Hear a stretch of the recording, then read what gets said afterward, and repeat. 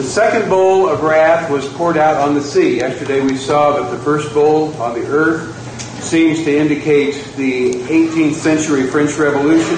This second bowl poured out on the sea seems to have to do with major maritime battles. In the second trumpet prophecy, we saw that only a third of the sea was affected. Here it seems to affect the entire sea. Just as Genseric and the Vandals under the second trumpet targeted Rome, so we should expect Rome or papal Christendom to be targeted in this second bowl prediction. The naval predominance of Protestant England had been steadily growing. In France, Napoleon was a great warrior, but he was a land warrior. Napoleon could design a big gun, he could cast it, he could place every screw. He could repair every wheel and every shaft of an ammunition wagon. Napoleon knew when every horse in a cavalry squadron would have to be reshod and how much it would cost.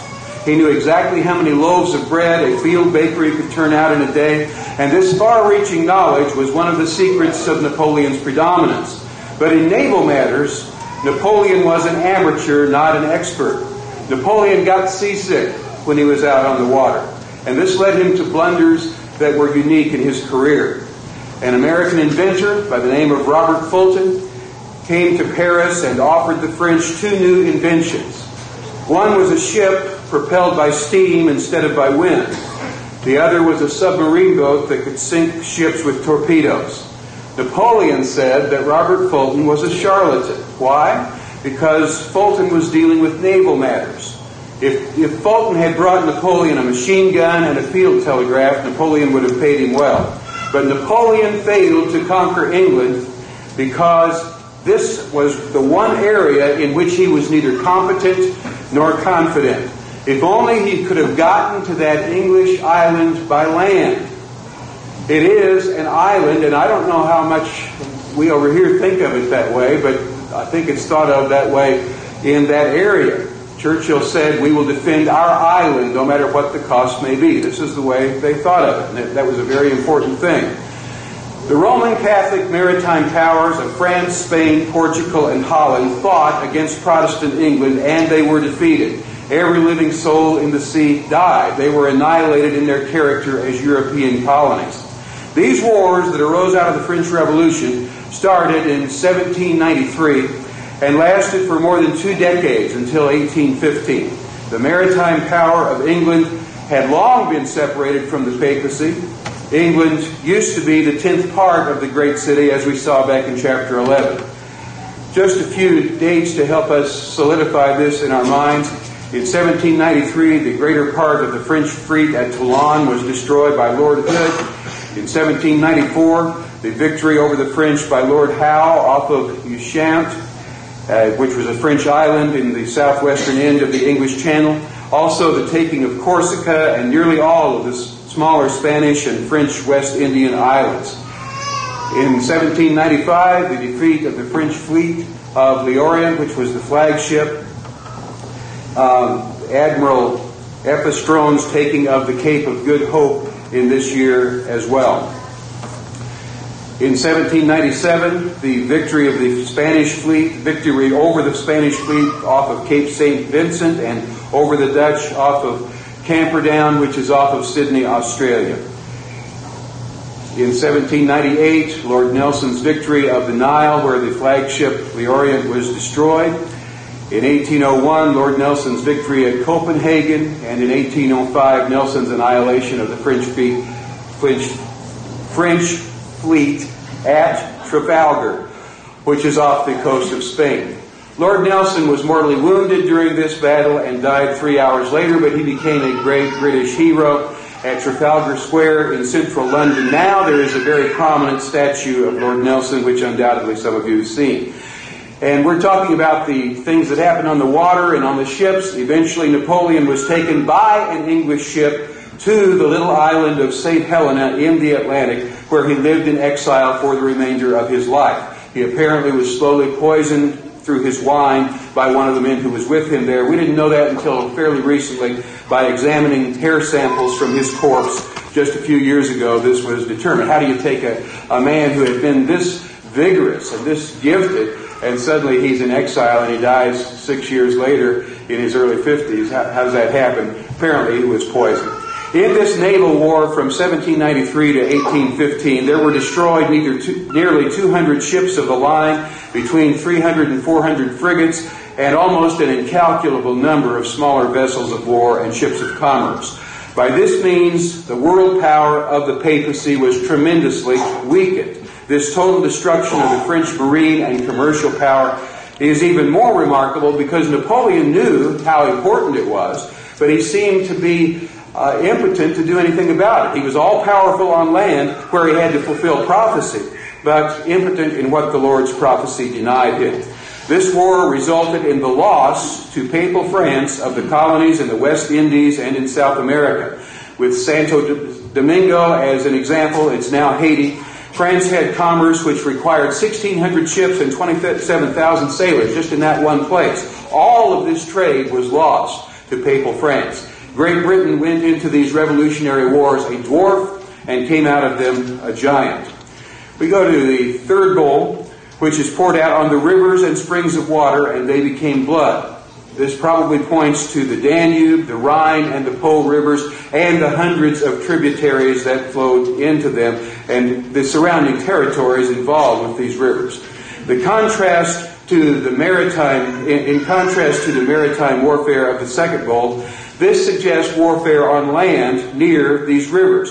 As I mentioned the other day, the rivers were the freeways of this time. Before the automobile, we say, "Where are you from I-80?" They say, "Where are you from the Danube?" That was the mentality here. So the rivers were very, very important to them, much more so than the rivers are important to us now.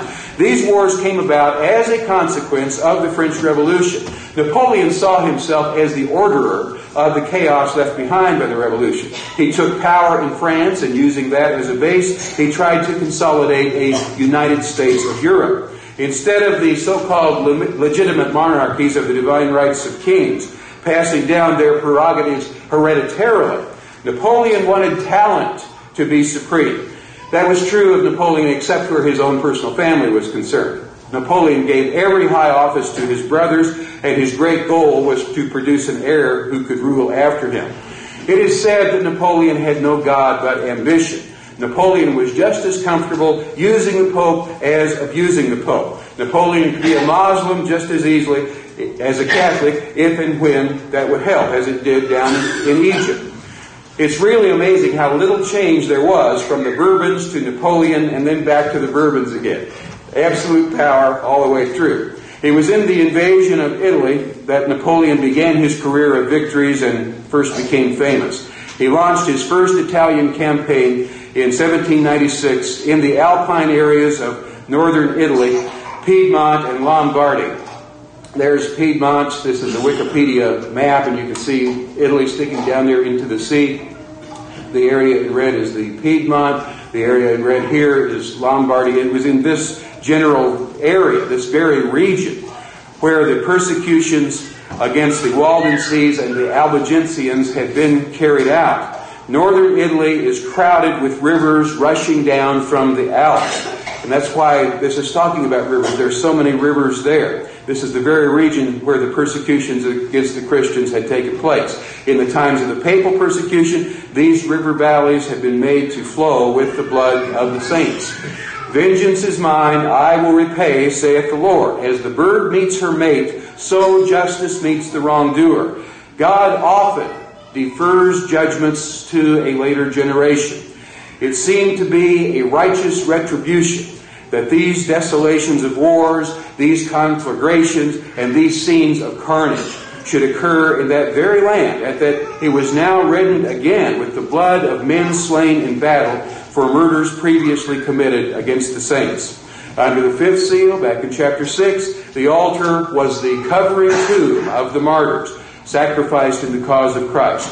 Here, the altar is heard speaking. Those murdered by papal Rome are fellow martyrs, associated in spirit, associated in place with the souls gathered under the same altar from the persecutions of pagan Rome. You can see on the map here the many, many rivers in this area. I believe these are the rivers that are being spoken of. under this bull. In 1796, at the age of 27, Napoleon marched his armies southward through Italy and humbled the Italian states and the Pope. Every river was made a battlefield, and every one of his conflicts was on these rivers. In 1797, the Rhine was subjected to France. The affected regions were all papal states and territories. All of them, papal states and territories. A blow to the papal power was struck from which Rome has never recovered. Sentiments were diffused by the flavor of liberty from papal authority that could never be fully suppressed again. That was the third bowl. Here's the fourth bowl in verses 8 and 9.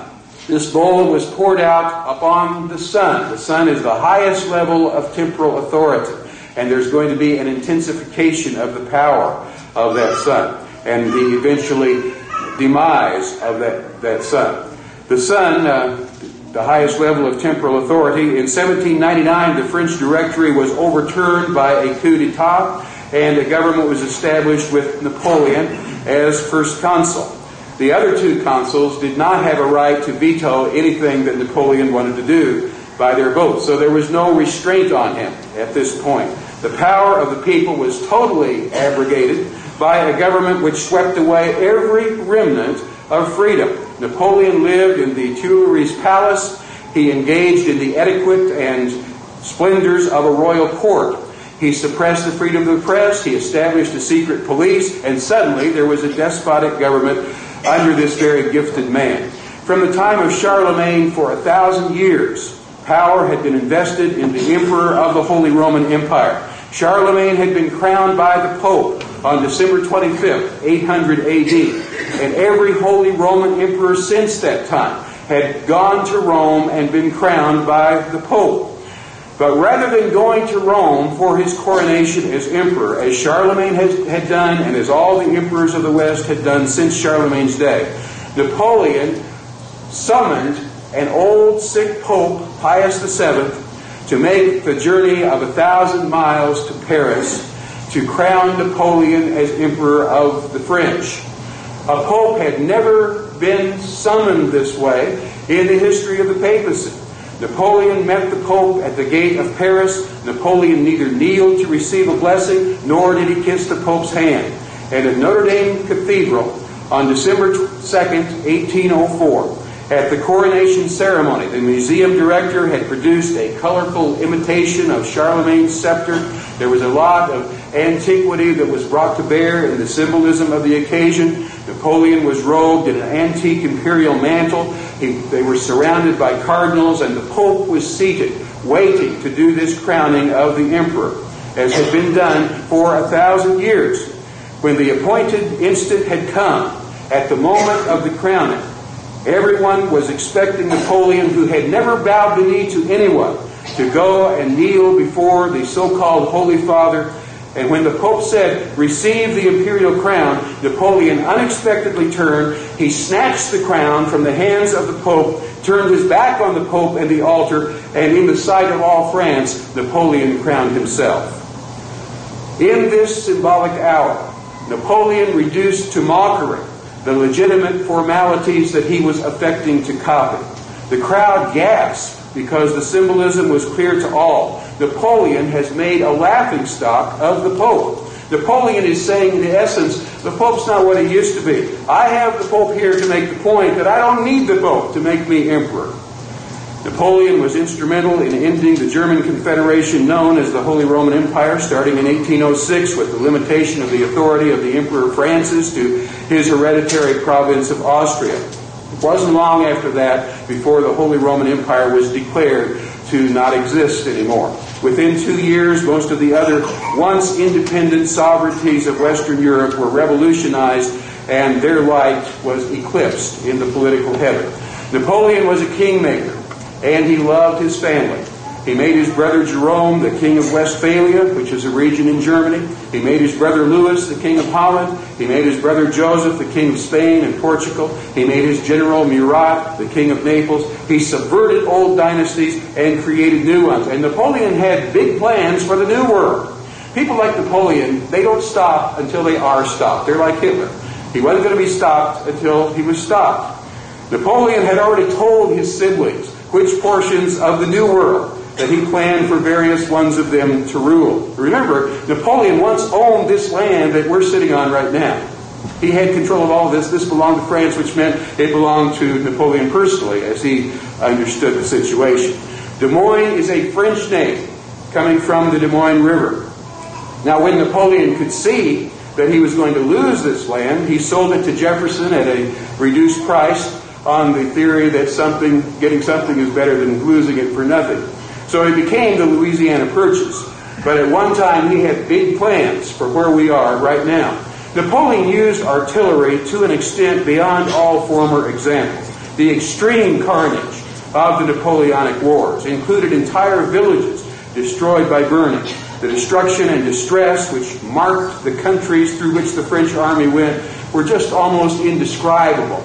Dead bodies covered the roads. Half-consumed French soldiers were found in the ruins of the villages destroyed by the flames. Whole districts were entirely depopulated by disease for a month after the trauma when they had gone through. No living thing was to be met with except ravens feeding on corpses. This was, I believe, the scorching with fire of verse 8 and the searing by the intense heat of verse 9. After the Battle of the Pyramids, the Mamelukes called Napoleon the Sultan of Fire. The French themselves, victorious till 1812, suffered immensely from taxation and conscription and from Napoleon's very reckless way of making war, without supplies, often without hospitals, supporting himself by plunder as he went along. Napoleon told his people that it's better to die in glory at 30 fighting for me than it is to die at the old age of 70 with no glory at all. But not everybody agreed with that. He drained the lifeblood of the people, not for the defense of their country, but to carry the ravages of war to distant and unoffensive regions. Men were burnt with fire by the very sun that should have shed its beneficent rays upon them. Napoleon was definitely a military genius. There's no doubt about that, and I use the word genius thoughtfully there. Talent hits a bullseye that others can't hit. Genius hits a bullseye that others can't see. And there's an exponential difference. There's a zigzag streak of lightning in the brain. And Napoleon had it. And his achievements still dazzle. His achievements still amaze the world. In 8 years, he scorched every kingdom in Europe, from Naples to Berlin and from Lisbon to Moscow. Ancient kingdoms withered before the intense blaze of his power. Like the sun, there was nothing hid from his great heat. Napoleon said we would not see his like again for 500 years. And we certainly hope not. Nevertheless, people refused to repent. It's true that France, wearied with the absurdity of its national atheism, nationally abandoned that atheism on the grounds of expediency. But they went back to the profession of Roman Catholicism again. The general spirit of infidelity in the nation was absolutely unchanged by this. And this was similar in Italy and Germany and Spain and Portugal. Roman superstition nationally, but French infidelity in the heart, and a bitter, blasphemous, rebellious spirit. The fifth bowl in verses 10 and 11 was poured out upon the thronos of the beast. And his kingdom was plunged into darkness.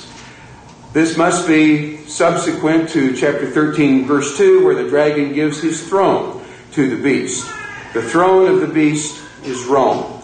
And the beast under its eighth head is the temporal power of the papacy. In 1797, Napoleon's general Berthier received orders to advance into the ecclesiastical states. The multitudes tumultuously demanded the overthrow of the papal authority. The French troops were invited to enter there. Upon entering Rome, the French troops began systematically pillaging the city. Church buildings, convents, palaces of the cardinals, and palaces of the nobility were laid waste. The spoiling of Rome by the French exceeded that was earlier carried out by the Goths and the Vandals, which we talked about in chapter 8. The Pope's temporal reign was declared to be at an end. In 1798, Pope Pius VI, over 80 years of age, was ordered to dispossess himself of all temporal authority. Refusing to do this, on February the 15th, 1798, this aged pope, while seated on his throne, was arrested. He was forcibly removed. He was dragged from the altar in his palace. Everything was ransacked and plundered. His ring, signifying his office as husband of the church, was torn from his finger, and he was carried off as a prisoner and died in exile at the age of 82 in Tuscany in August 1799. The Vatican was stripped down to its bare walls. Territorial possessions of the Roman Church and its monasteries were confiscated and declared to be national property. For the next several decades, the authority of the papal system progressively deteriorated. In 1848, Pope Pius IX had to flee from Rome again, being driven away. This fifth bowl prediction was fulfilled in the events resulting from the French Revolution. Just as the crucifixion of Jesus triggered the action that led to the destruction of Jerusalem about 40 years later, so the French Revolution led to these fulfillments, pulled the trigger on all of this. This culminated in 1866 to 1870 in the Pope's complete and irreversible loss of temporal power. During the Fourth Bowl, the legal status of the Roman Church was severely restricted. Many physical properties of the Church were confiscated, buildings destroyed, priests massacred. The wealth of the Vatican was either paid to France or later stolen by the military. They gnawed their tongues for pain in verse 10, indicating the severity of the sufferings here. The mention of their pains and their sores shows us the cumulative nature of these bowls of wrath being poured out, flung out as a priest would fling out the ashes or the coals from a fire. After the earlier sprinklings from each of the four preceding bowls, this fifth bowl had touched the throne of the beast now, and these judgments are cumulative, not just simply successive. This involved the confiscation of all territorial possessions of the church and monasteries, the pillage of the Pope's library and museum and furniture and jewels and robes. His robes were burnt to collect the gold in them. Roman Catholicism was recognized by Napoleon, but only on an equal footing with other so-called forms of Christianity. Napoleon's idea was to retain the Pope, but only in absolute submission to him, and to make a tool of the Pope for his own boundless ambition. He didn't want to abolish the Pope, he just wanted to control him and use his religious influence for his own purposes. The Pope excommunicated Napoleon, but in the Pope's powerlessness, this excommunication was met only with ridicule. The thing that was so feared for so long by so many kings of Europe that the Pope might excommunicate me, therefore I've got to be under his thumb because he's got spiritual authority over me, was just laughed at by Napoleon. And this merely highlighted the fact, when he got excommunicated, that the days of papal supremacy were ending. The consuming and progressive judgment predicted in Daniel 7:25 was occurring. In the revolt at Rome in 1848 and 1849, the Pope had to flee from his capital. In 1860 and 1861, there was a second spoliation of most of Peter's patrimony. The Pope's dominion was limited at that time to Rome itself. And finally, in 1870, the temporal papal power fell completely, and Rome was declared to be the capital of the Kingdom of Italy. And the Pope had nothing to do with Rome anymore. All through the centuries, when a universal council was planned, all through the centuries, the kings of Europe would be invited to attend these universal Catholic councils. But when the First Vatican Council was planned, for the first time, the kings of Europe were not invited by the Vatican because they had rejected the Vatican. Probably they were not invited because the Pope knew that they would not come. The Roman Church did not want to suffer the further indignity of their refusing the invitation. And this implies that there were no longer Catholic crowns. It's a totally changed situation. In 1870, the temporal power of the papacy over the kingdoms of Roman Europe was ended. They no longer subjected the power of their kingdoms to the Pope. Garibaldi was the hero of the revolutions of 1848 and 1860. Garibaldi hated priests, said that they were a scourge on the Italian nation, and the papacy was a cancer. And now his dream was fulfilled and realized. The Kingdom of Italy was established with Victor Emmanuel as the king. At about this same time, in 1868, when Pope Pius IX was convoking the First Vatican Council, which was to declare the infallibility of the Pope, At this time, the bones of the martyrs were brought to light at the Quemadero in Madrid, as I read the other day.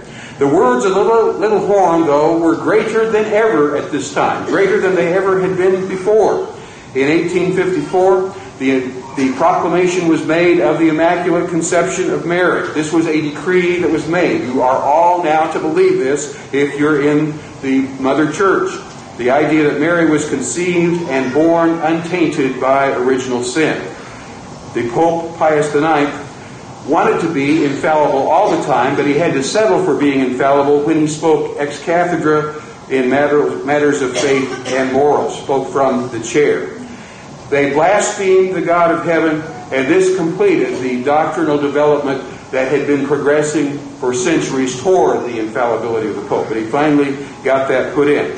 Interestingly, when the decree of infallibility was made on July 18th, 1870, arrangements had been made through mirrors around the Pope to reflect a glory of sunlight upon him so that he could shine in the presence of all the people as his infallibility was declared.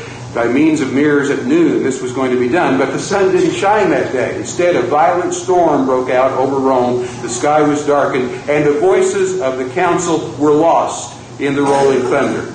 The popes had kept the papal states medieval in character as much as they possibly could. And remember, the papal states stretched clear across Italy. The popes allowed, for instance, no railroad across the papal states.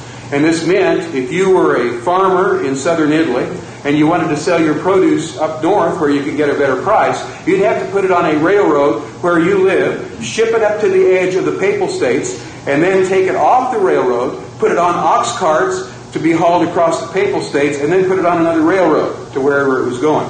This was irritating, it was unnecessary, and it was ridiculous, and obviously people were only going to put up with it for so long. Pope Pius IX was the last Pope King. He was the most important Pope in modern history. If you're interested in trying to organize in your mind anything about the history of the popes, I can suggest this little book, the Oxford Dictionary of the Popes. It gives a little vignette of each pope, just one or two pages at the most, sometimes just a little paragraph. It has all the popes from Peter, who they claim was the first pope, of course, clear on up to the pope that just retired and gave over to the one now called Francis. I've had to write him in. It would be current if the guy had stayed in office until he died, as I thought they were supposed to. So it's a little out of date now, but they might have it updated. Anyway, I found this to be very helpful. We've been mentioning a number of popes the last couple of days or so. And if you want to know just a brief thumbnail sketch, of course you can do it with Wikipedia as well. But this is all by the same author and helps to put into sync. And it's really interesting to see the development over time of this function.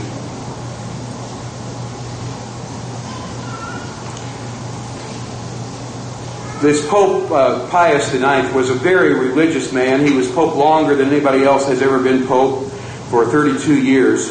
But he was politically inept. He was the last Pope King, meaning the last Pope who was also a king. And by 1868, he had seen all of his dominions, with the exception of Rome and its immediate environs, annexed to this new kingdom of Italy. The French soldiers had said that they would leave Rome if the Pope was declared infallible. They went right ahead and made the infallibility decree anyway in 1870, and so the French troops left. And this is what allowed the city of Rome to be taken from the Pope. It led to an outbreak of anti-clericalism in Europe generally. On September 20th, 1870, the Italian forces came in and occupied Rome itself. Rome was declared to be the capital of the Kingdom of Italy. Rome became the residence and the seat of the government of Victor Emmanuel, and the next month it was incorporated by a plebiscite into the Italian state. And from that time forward, Pope Pius IX never set foot outside the Vatican again, calling himself the prisoner of the Vatican. And if you would like to read about this, I would recommend that book called Prisoner of the Vatican, which was very helpful to me in understanding this period of time. I don't think you can see it very well there, but you can You can see the title by David Kurtzler. Very helpful in understanding this period of time. Pope Pius IX called himself the prisoner of the Vatican, and not only he, but for 59 years, no pope stepped outside of the Vatican. After 59 years after the taking of Rome away from them. They thought it was theirs. They didn't like that it was taken away from them. They would not set foot outside the Vatican for 59 years. No pope would enter Rome's church buildings. No pope would even escape the summer heat by retreating to the papal villa in the nearby hills. This was a pouting protest, because to travel beyond the little patch of land that remained under his control would mean acknowledging that the Pope was no longer the prisoner of the Vatican. And that, for almost 6 decades, no Pope was willing to do. It would have meant accepting the fact that everything had been taken from them but Vatican City. By staying in the Vatican, they were calling attention to their distress. They were waiting for somebody to come and reverse this ruling. They used to have Europe at their command. Isn't there somebody who's going to come in and reverse this? By the way, this had happened before, back in 1848. And so there was precedent for this. But this time, nobody came. And prisoner of the Vatican tells the whole story in considerable detail. When Pope Pius IX died in 1881, he had effectively and against his will created what you and I know of as the modern papacy. Stripped of its temporal dominion, he functioned without political power. He left the Catholic Church profoundly changed. During his funeral procession in 1881, an angry anti-clerical mob pelted the procession with rocks and threatened to throw the Pope's corpse into the Tiber River.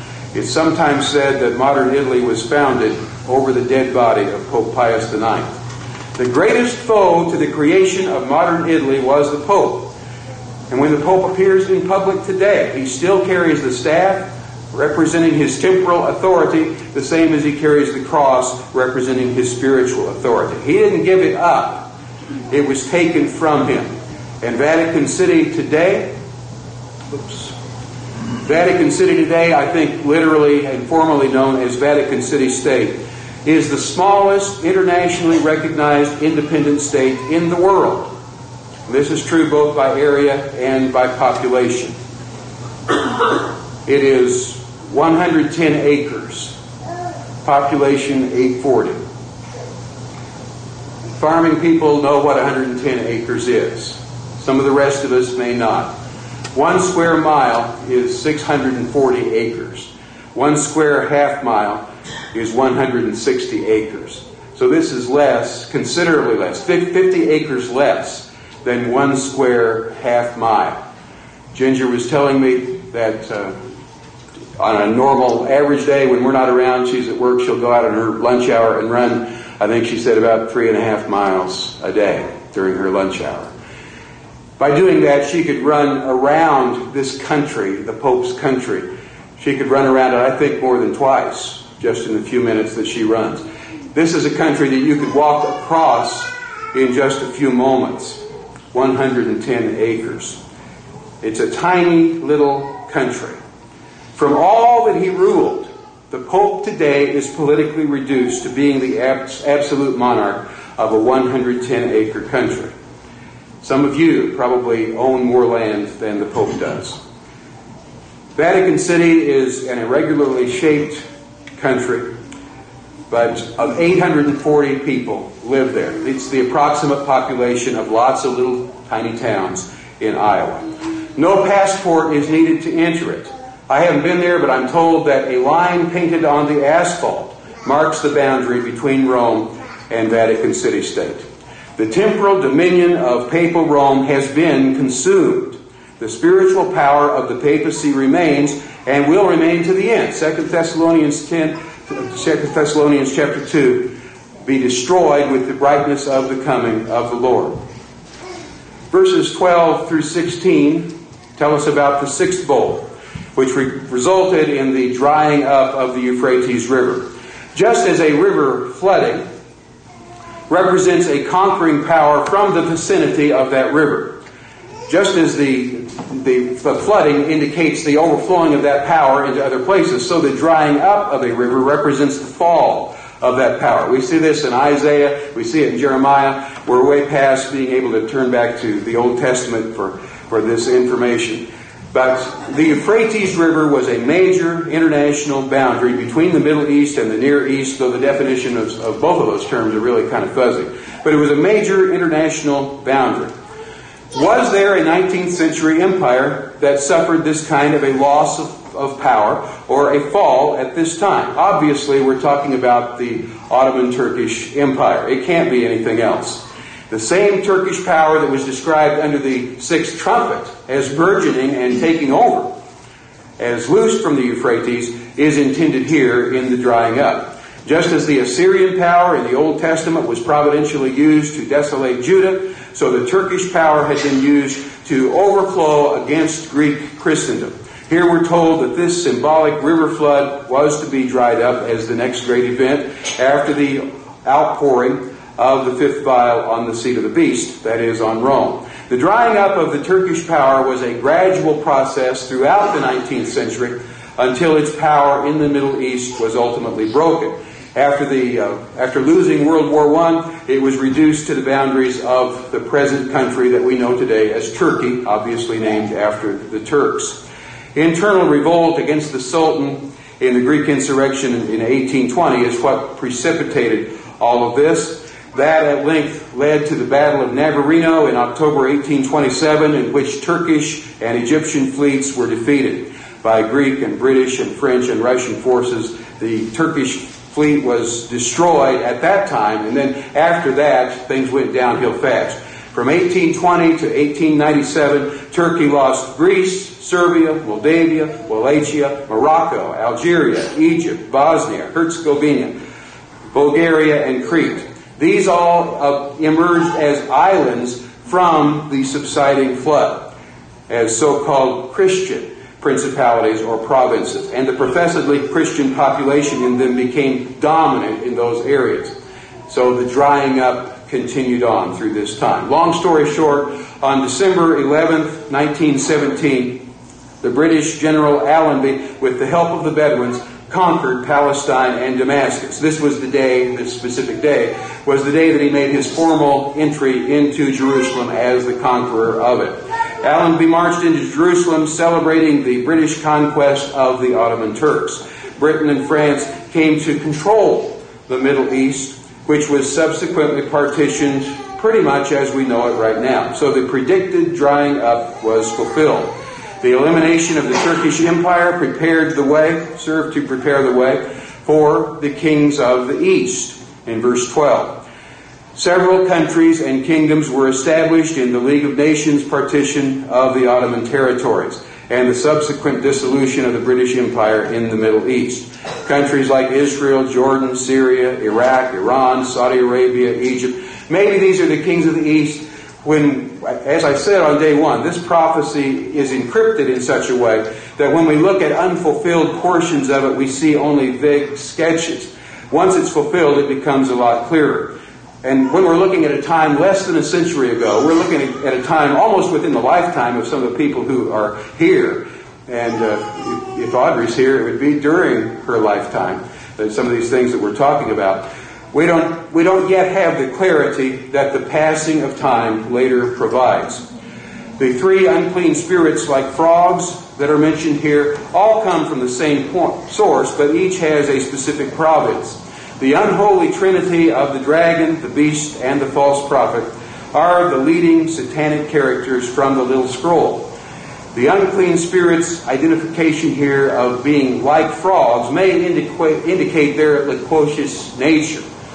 More than once I've been staying in a farmhouse at night and the window's wide open in the hot summertime. There's a pond just a little ways away and those frogs just croaking and croaking. It's so loud. I just lay there until the sun comes up and then get up. There's no sleep for me under those kind of circumstances. I've often slept right beside my wife. She's just sleeping so peacefully away, and I hear these frogs because they're so loud. I don't know if that's what's indicated here or not, but it may have something to do with it. It seems that each of the frog-like spirits reflects the character of its host. They are unclean in the sense that they are demonic. They promote ideologies that oppose God's Word and that oppose God's people. In chapter 12, we saw Satan in the covering skin of a seven-headed dragon. The spirit from the mouth of the dragon suggests atheism, and this can be permutated into a lot of areas. Atheism, paganism, which has gods of a sort, existentialism, relativism, postmodernism, which rejects absolute truth. The so-called higher criticism of the Bible came, I believe, from this dragon spirit. Also included here could be Marxism, and perhaps you could say that even Islam in some kind of way would come from this pit. In chapter 9 we saw that it came from the pit, but maybe it would be under this particular spirit. The spirit from the mouth of the beast would focus on the Vatican, and the Vatican now, from Vatican II on, under Pope John the 23rd, has fostered the ecumenical spirit, which has led so many people in our time to feel that Roman Catholicism is not so bad. After all, they're not killing us anymore, and the further away we get in time from that persecution, and the less people look into that historically, they don't realize what it was that happened. That not only are they not killing us anymore, but now they're saying that us who are not in the Catholic Church might not even have to go to hell after all. This has had a huge impact on people during my lifetime. My Uncle Frank, great Uncle Frank, was a Roman Catholic. He was, as far as I know, the only Roman Catholic in my extended family. There were a lot of people, great aunts, great uncles, all those kinds of people. We used to get into these little tiny country houses, and the air would be so thick with smoke from almost all of them smoking that you could hardly see from one side of the room to the other, but you could hear them talking. And I remember my Uncle Frank puffing away 4 packs a day. He was thrilled with this ruling when I was a boy, because he was now no longer required to believe that everybody in our extended family was headed for hell but him. And he talked about this over and over again. It was such a relief to him. This spirit comes out of the mouth of the beast, and the mouth, of course, is in the head. The mouth of the 8th ruling head is the papacy. Today, the Pope is exalted among many Protestants as an exemplary representative of Christianity, in spite of what his church teaches and advocates. The false prophet is identified in chapter 19, verse 20, with the 2-horned lambskin covered beast from the earth of Revelation 13. The spirit from the mouth of the false prophet points to the Roman Catholic priesthood. This is the chief agent and mouthpiece and supporter of the papal beast. I mentioned that medal from the days of Leo X and Martin V and Eugenius IV. I had examples of those on the screen. Maybe that was yesterday. Showing the Pope seated on a throne, attended by cardinals, some of whom are kneeling before him with the caption, "Whom they create, they adore." They first make the Pope and then they bow down to him. They are of a subservient nature, a prime minister, ministerial nature to him. But Revelation 13:11 says that this beast speaks like a dragon, that is, as an agent of Satan. He arrogates to himself the distinction of being the appointed and necessary earthly mediator between God and man. This is the spirit of priestcraft. The spirit of priestcraft is distinct from and independent of the spirit of actual popery, though it is its natural and necessary ally. This spirit existed independently in the 4th and 5th centuries, preparing the way for the Antichrist that was to head the apostasy. And is still his most effective instrument and supporter. The Jesuits, for example, as one example of a group of priests, were responsible for introducing both the futurist and the preterist views of the apocalypse, obscuring the real issues involved in this book we're studying. In 1833, Jesuit priests launched the Tractarian movement, designed to restore Catholic doctrine and practice in the Anglican churches of England. Remember, Henry VIII ended that, and now they were trying to bring it back, teaching that the events associated with the beast would occur as future in-time events. And as we all know, futurism has become the common evangelical teaching. The Left Behind series of books and movies are popular outcroppings of that. Some Roman Catholics now are also fostering the belief that a new European or world confederation will be headed up by the Pope. Malachi Martin, a Roman Catholic scholar, has written quite a lot about this, and if you haven't read his stuff, you may have heard him or seen him interviewed.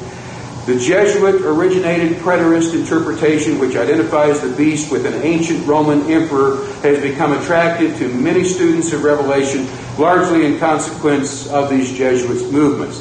The historicist understanding of Revelation has been abandoned by many, and this includes many in the mainstream so-called or institutional churches of Christ. Preterism dominates in their preacher training schools, and many of their commentaries are preterists. These unclean spirits, like frogs, act with a unity of effect, regardless of outward appearances. They play into each other's hands, even in the antagonism between the atheism of one and the superstition of the others. All of them oppose the true religion of the Bible. The Lord says in verse 15, "Behold, I come as a thief," speaking not of His nature, but of the nature of His coming.